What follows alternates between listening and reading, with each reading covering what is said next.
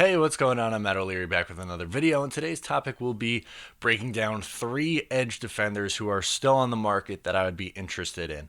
But before we get started, I just wanted to mention that you can follow me on social media at Matt O'Leary NY on Facebook, Twitter, Instagram, and TikTok. And if you haven't already, please make sure to subscribe to the podcast. You can find it here or wherever you download your podcast in audio form, or you can call in number right up there and get your voicemails in so that I could answer your questions while doing the show on Monday. So Jadeveon Clowney is still available, but he does not make my list. And I really don't care what kind of contract you offer him or how much money you offer him. I just don't want this guy on my team. I think he is extremely overrated. His career high in sacks is 9.5.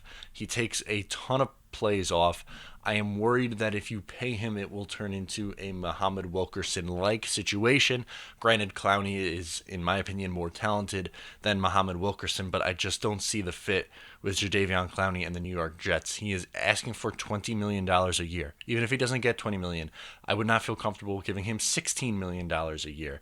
I know he is someone who is a big name, former number 1 overall pick, but he is not going to give you the productivity needed in order to make that contract worth anything, really. I think it would be a complete overpay, and I really want no part of it.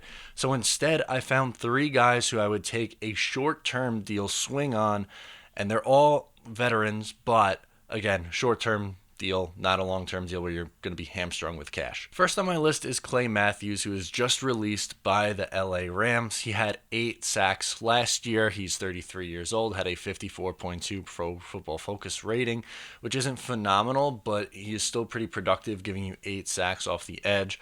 He would be what the Jets need in terms of a leader on the defense, someone who has speed on the edge, can get after the passer. Is he going to get double-digit sacks? I would bet probably not, but if you were to pair him with someone like a Jordan Jenkins or someone who's a little bit more conservative at setting the edge, he can just do what he does best, which is getting after the quarterback. At his age, he is not an every down player, but he is probably someone who has a little bit of a higher ceiling than the guys that the Jets have been running out there in years past. This move kind of would remind me of in 2010 when they brought in Jason Taylor to help the edge presence because, I mean, let's face it, the Jets haven't had a good edge presence since John Abraham left, which was in 2005.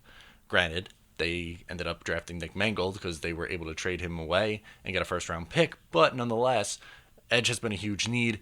Clay Matthews would be an interesting stopgap option, I believe. Next up on my list is Philadelphia Eagle Vinny Curry. He is 31 years old. He had a 79.7 Pro Football Focus grade, which is good enough for the 22nd overall edge defender. He put up really solid numbers in limited pass rush roles. He had 5 sacks, which, again, that's not jumping off the page, but he rushed the passer just 243 times and put up 41 pressures, which is a pretty good percentage. That I believe that puts him in the top 10, which is definitely something that you would like to see from a situational pass rusher. Again, this is not an every down player, but you put him in on third down and just say, hey, go after the quarterback and see what he can do. Again, short-term deal. He's going to be 30. He's 31, going to be 32 soon. You don't have to pay him a ton of money. You're not going to have to sign him to a long-term deal. 1, maybe 2-year deal and a reasonable cap number with little guarantees. I think that would be a smart play. I really like Vinny Curry. I think at this point in his career, again, more of a situational pass rusher, but someone who could still get after the quarterback. And the last guy on my list is Everson Griffin. He is 32 years old, had a 76 Pro Football Focus grade, and he is the 26th graded edge. He's been with the Minnesota Vikings, and he is still an extremely productive player. He had 8 sacks last year, is 14th in the league in pressures last year.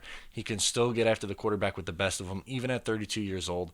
He would be someone I'd feel comfortable giving like a 2-year deal to. He's probably the best out of these 3 and probably has the highest ceiling. He is someone who could still probably push close to double-digit sacks.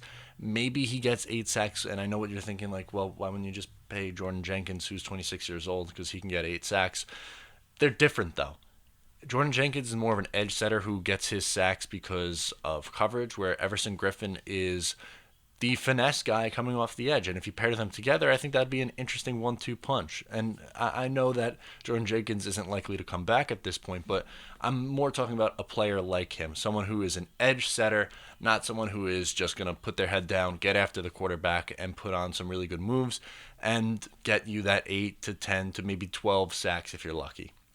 I think taking a short-term deal swing, not a whole lot of money swing on edge at this point in free agency would make a lot of sense. At the time of recording this video, all three of these guys are available. I hope that doesn't change in the next hour or so as I am editing, uploading, and posting this. But as of now, I think all three of these guys I would definitely take a swing on. Let me know in the comments down below who you would take a swing on and who is left in free agency that you want the New York Jets to sign. Thank you so much for tuning in today. I'm Matt O'Leary. I'll talk to you next time.